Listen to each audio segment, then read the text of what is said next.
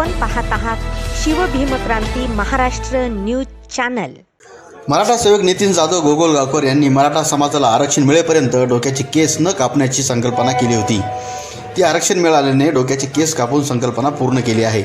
आज मराठा आरक्षणासाठी मनोज जरांगे पाटील यांच्या उपोषणासाठी बसलेल्या समर्थनासाठी परभणी जिल्ह्यातील सुप्रसिद्ध गोसेवक समाजसेवक मराठा सेवक नितीन जाधव गोगलगावकर यांनी विविध आंदोलन निवेदने देऊन सहभाग नोंदवला। पण बरेच लोक आत्महत्या करत होते। आत्महत्या न करता जिल्हाधिकाऱ्यांच्या मार्फत निवेदन देऊन विवाह न करण्याचा निर्णय व डोक्याचे केस कापण्याचा निर्णय घेतला होता। आज राज्य व केंद्र सरकार यांनी मराठा आरक्षण कुणबीमधून जाहीर करण्यात आले म्हणून ही संकल्पना डोक्याचे केस कापून पूर्ण करण्यात आली। या प्रसंगी मराठा साखळी उपोषणाचे मुख्य परभणी जिल्हा समन्वयक किशोर रनेर, मराठा क्रांती मोर्चाचे आंदोलक समन्वयाचे गजानन जोगदंड, अण्णासाहेब आर्थिक विकास मंडळाचे मराठा समाजाच्या उद्योगासाठी माहिती प्रमुख मराठा व्याख्याते विनोद अण्णा भोसले, मराठा समाजाचे कार्यकर्ते सूर्यकांत मोगल पाटील, ओबीसी समाजाचे प्रतिनिधी आयुर्वेदिक डॉक्टर गोविंद कामटे, सेलूकर, नितीन देशमुख, राजू शिंदे, बलसेकर तसेच कृष्णा जेंट्स पार्लरचे संचालक विकास गुंगे व संजयराव गुंगे बहुसंख्य मराठा क्रांती मोर्चाचे पदाधिकारी उपस्थित होते। यांनी मराठा आरक्षण भेटत नाही तोपर्यंत त्यांनी एक संकल्प घेतला की केस कापणार नाही। आज त्यांचा संकल्प कुठेतरी पूर्ण झालेला आहे। म्हणून आज आम आदमी पार्टी परभणी जिल्हा यांच्या वतीनं जिल्हाधिकारी कार्यालयासमोर निदर्शने करस जिल्हाधिकारी परभणी यांना निवेदन सादर करण्यात आले आहे। या निवेदनात असं नमूद करण्यात आलं आहे की वारंवार होणाऱ्या पेपरफुटी संदर्भात गुन्हेगारांना आजन्म कारावासाची शिक्षा देणारा कठोर कायदा करण्यात यावा। वर्ग 1 ते वर्ग 4 पदांच्या सर्व सरकारी नोकर भरती खाजगी संस्थांऐवजी महाराष्ट्र लोकसेवा आयोगामार्फत घेण्यात यावी। यापुढील सर्व सरकारी नोकर भरतीची परीक्षा केंद्रेही प्रत्येक जिल्ह्यात किंवा नजीकच्या जिल्ह्यात उपलब्ध करून देण्यात यावी। वेगवेगळ्या सत्रातील परीक्षार्थी यांच्यासाठी वापरण्यात येणारी नॉर्मलायझेशन ही अवैज्ञानिक पद्धत बंद करण्यात यावी।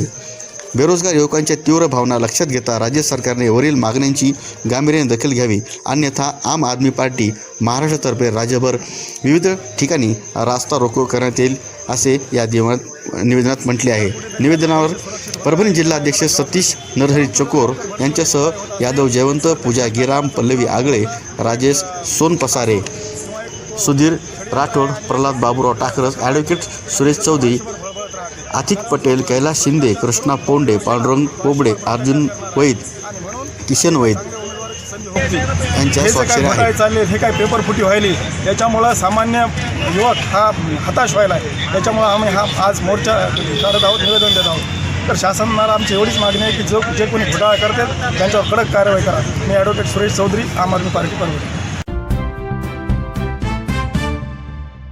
आज परभणी जिल्हाधिकाऱ्यांना महारुद्र संस्थान खडकवाडी तालुका मानोद जिल्हा परभणी A5098 या मंदिर समितीचे फेरफार निवड करण्याबाबत निवेदन सादर करण्यात आलेलं आहे। महारुद्र संस्थान खडकवाडी A5098 या मंदिर समितीवर सदस्य म्हणून काही सदस्यांच्या निवडी गावाच्या माघारी करण्यात आल्या आहेत। सदर निवड समितीचे कुठल्याही नियमाचे पालन न करता गावात कुठलीही बैठक न घेता सदस्यांची निवड करण्यात आलेली आहे।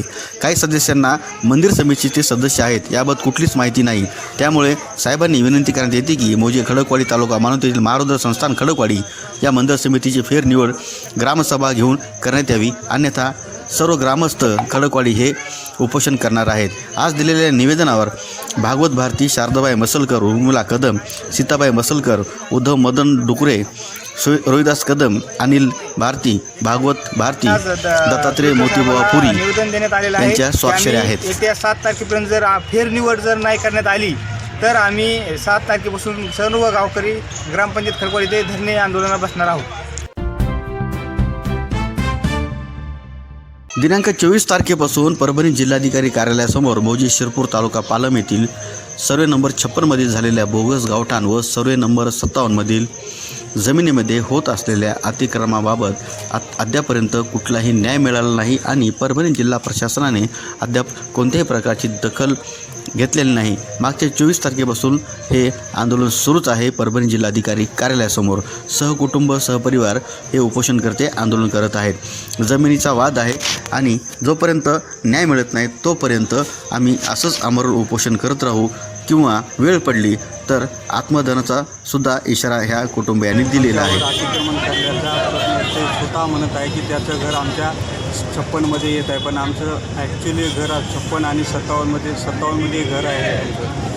त्यामुळं त्याच्याविरुद्ध आमची कारवाई व्हावी म्हणून आमरण उपोषणाला जिल्हाधिकाऱ्यासमोर आम्ही बसलेलो आहोत. मागणी मान्य नाही झाली तर काय मागणी करणार? नाही झाले तर आम्ही आत्मदहन करू.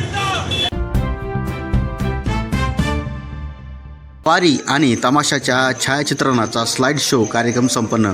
काल दिनांक 29 जानेवारी रोजी सायंकाळी 4 वाजता राष्ट्र जागृती वारकरी परिषदेच्या वतीने परभणी येथील शारदा महाविद्यालयात वारी आणि तमाशाच्या छायाचित्रणाचा स्लाइड शो कार्यक्रम संपन्न झाला. या कार्यक्रमाचे उद्घाटन सेवानिवृत्त तहसीलदार NG खंदारे यांनी केलं, तर कार्यक्रमाची अध्यक्षता शारदा महाविद्यालयाचे प्राचार्य श्यामसुंदर वाघमारे यांनी केली.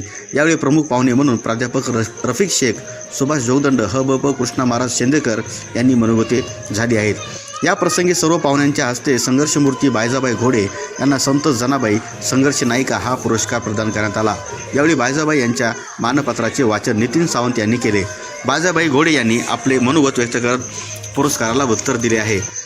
कार्यक्रमाचे मुख्य आकर्षण वारी आणि तमाशाच्या फोटोग्राफीचे स्लाइड शोचे होते.